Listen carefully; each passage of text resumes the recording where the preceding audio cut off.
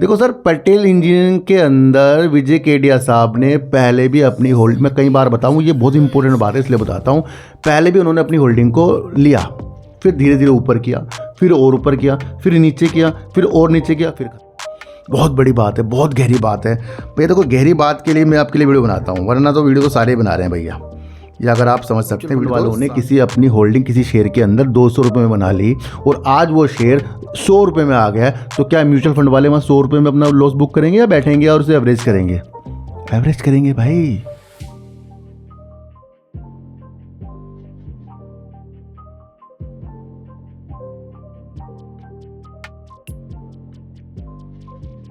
Patel engineering की बात सोचो, विजय केडिया साहब ने भी कुछ शेयरों को ऊपर भी लिया होगा, बड़े बड़े इन्वेस्टर हैं कुछ शेयरों को ऊपर भी लिया होगा, डीआईएस के अंदर म्यूचुअल फंड ने कुछ शेयरों को ऊपर भी लिया होगा।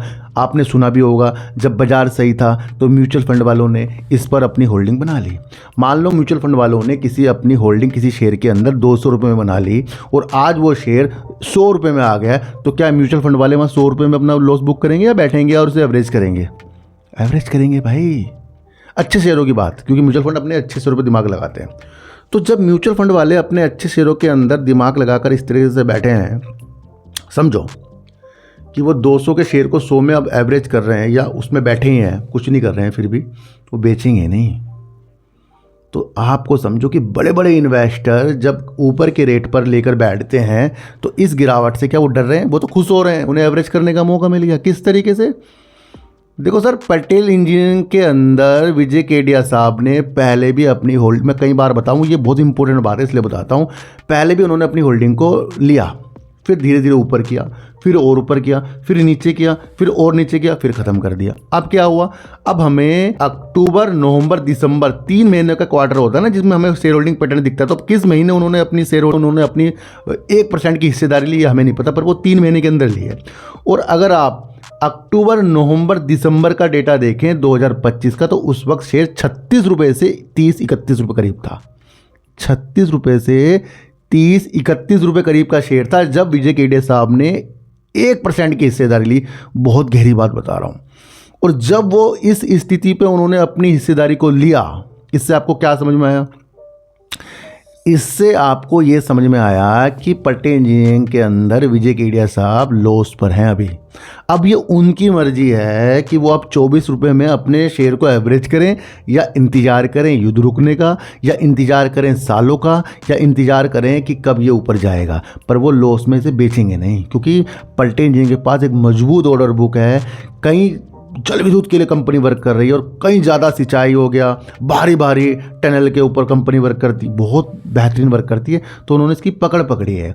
तो अभी उन्होंने 1% की हिस्सेदारी ली है। तो उनका एक कर्तव्य है कि मतलब काम करते हैं कि जहाँ वो एक हिस्सेदारी लेते हैं उसे बढ़ाते जाते हैं फिर वो।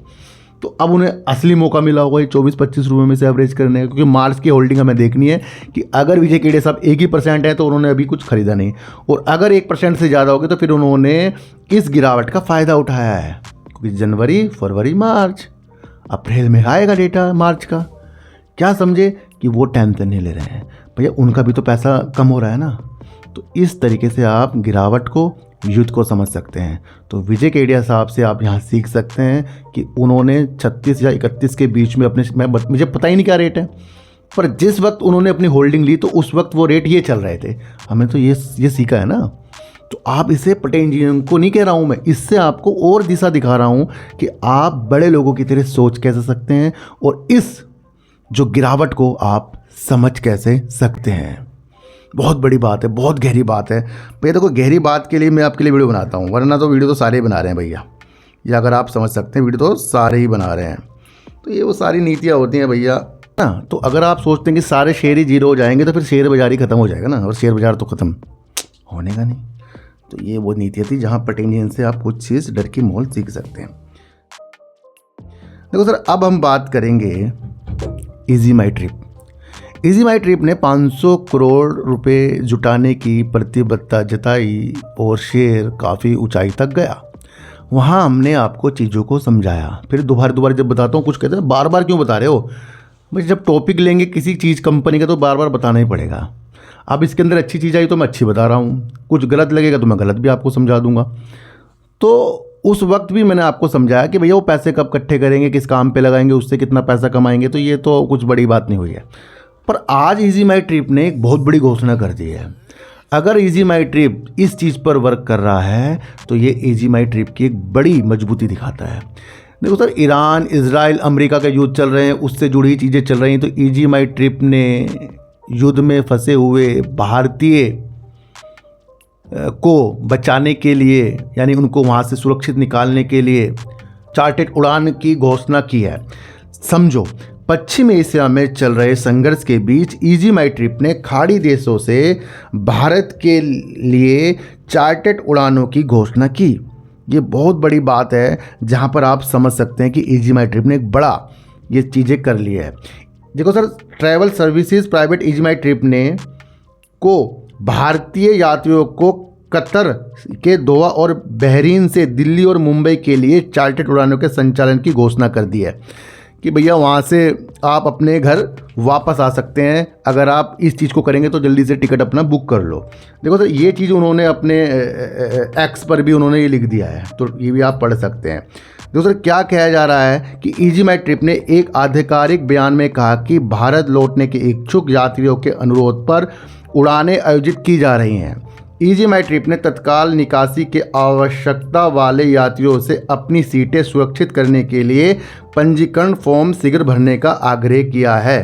तो ये अपने आप में एक ऐसी चीज़ होगी जहां विश्व स्तर के लिए इजी माई ट्रिप वर्क कर रहा है। पर ये अगर इसे कंटिन्यू रखे, मतलब कि इसके बाद, ये तो युद्ध में इन्होंने इमरजेंसी में किया है चीज़, और भारत के अंदर यात्री लाने के लिए हमारे जो सरकार है ना, वो काफ़ी मदद कर रही है, तो उनके भी विमान चल रहे हैं। तो यहाँ पर हम ये नहीं कह सकते कि कितनी टिकट बुक होगी और इससे कितना राजस्व इकट्ठा कर लेगा, कुछ ज़्यादा नहीं इकट्ठा कर सकता इससे। पर यहाँ एक चीज़ दिखा रहे कि अगर इस तरीके से ये भाग लेता है कि भैया इस तरह चीज़ें करें, तो फिर इंडिया की तरफ भी ये एक स्थान से दूसरे स्थान के लिए इस तरह से प्राइवेट चार्टर्ड विमानों उड़ानों की घोषणा इसको करनी चाहिए आगे के लिए। तो ये न्यूज़ महत्वपूर्ण, इसकी मजबूती दिखा रहा है लॉन्ग टर्म की। शॉर्ट टर्म में इससे इसको सिर्फ थोड़ा बहुत फ़ायदा मिल सकता है, पर ये कंटिन्यू, युद्ध रुक जाएगा तो फिर क्या होगा, फिर यात्री तो आएंगे नहीं। पर मैं इसे पॉजिटिव क्यों समझ रहा हूँ, क्योंकि ये एक बड़ा काम है, आगे बढ़कर एक बड़ा काम दिखाना, तो वहाँ एक फोकस में आना है। अब इस फोकस को ये कितना इम्प्लीमेंट करता है, तो वो और ज़्यादा उड़ाने के लिए कर सकता है, जो सब कुछ सामान्य होने पर भी इस तरीके की सेवा को ये कंटिन्यू रखे, क्योंकि ये तो सिर्फ युद्ध के लिए हो रहा है। तो यहाँ से आपको इजी माई ट्रिप दौड़ने के लिए नहीं देखना है, उस नीतियों से देखना है कि हाँ, जिस पे ये वर्क कर रही है, क्या इसको ये आगे अच्छे तरीके से कर सकते हैं। तो ये बहुत महत्वपूर्ण अपडेट है मेरे लिए भी, पर इससे मैं शेयरों को खरीद बेच के हिसाब से बिल्कुल भी नहीं कह सकता, देख सकता, क्योंकि ये तो टेम्परेरी चीज़ें होगी। इतने कितने यात्री हैं जो आएंगे और फिर कितना इसका रेशो इकट्ठा हो जाएगा। और इस तरीके की उड़ाने अगर ये इंडिया में बहुत ज़्यादा बढ़ा दे तब इसको और फ़ायदा होगा। वैसे भी इजी माई ट्रिप काम बढ़िया कर रहा है, पर इसकी सेल उतनी बढ़ती नहीं है, मैंने आपको पहले भी कहा था। तो भैया आज की वीडियो से आपको समझना है कि शेयर जीरो बिल्कुल भी नहीं हो सकते। अच्छे शेयरों की मैं बात कर रहा हूँ। शेयर जीरो जब होते हैं जब कंपनी दिवालिया हो जाती है। शेयर जीरो तब नहीं होते जब किसी बीमारी से, किसी युद्ध से किसी कंपनी के शेयर टूट रहे हों। शेयर बुरे तभी होते हैं जब मैनेजमेंट ख़राब होता है, सेल ख़राब होती है, कंपनी लॉस करती है, केस चलते हैं, ये होता है वो होता है, तब कंपनी के शेयर जीरो होते हैं। और पूरे शेयर मार्केट को अगर आप देख रहे हैं कि सारी चीज़ें गिर रही हैं और जीरो हो जाएंगे, तो फिर शेयर बाजार ही बंद हो जाएगा। भैया चीज़ों को अलग हटकर समझना है। देखो सर, यहाँ आप कुछ नहीं कर सकते। युद्ध मैंने आपको पहले दिन ही बता दिया था, युद्ध में आप कुछ नहीं कर सकते। जो भी करेगा युद्ध करेगा, अमेरिका करेगा, ईरान करेगा, हम कुछ नहीं कर सकते। हम इंतज़ार कर सकते हैं और देख सकते हैं कि क्या रेट पर आज हमें वो शेयर मिल रहे हैं जो कुछ महीनों पहले हमारे हाथों से निकल गए थे। तो बहुत समझदारी के लिए इशारा काफ़ी होता है। तो आज की वीडियो आपको कैसे लगी एक और मुझे ज़रूर बताना। किसी को भी खरीदने बेचने की नीतियाँ मेरे चैनल पर बिल्कुल भी नहीं है। मेरा कोई टेलीग्राम, कोई व्हाट्सएप ग्रुप नहीं है और ना ही आज तक मैंने बनाया। तो चीटी को आटा दीजिएगा, इनको रोटी दीजिए और अपने बच्चों को ज़्यादा से ज़्यादा प्यार कीजिए, क्योंकि बच्चे ही आपकी मासूमियत से किस्मत पलटेंगे। तो फिर मिलेंगे आपसे नई वीडियो के साथ। जब तक के लिए नमस्कार।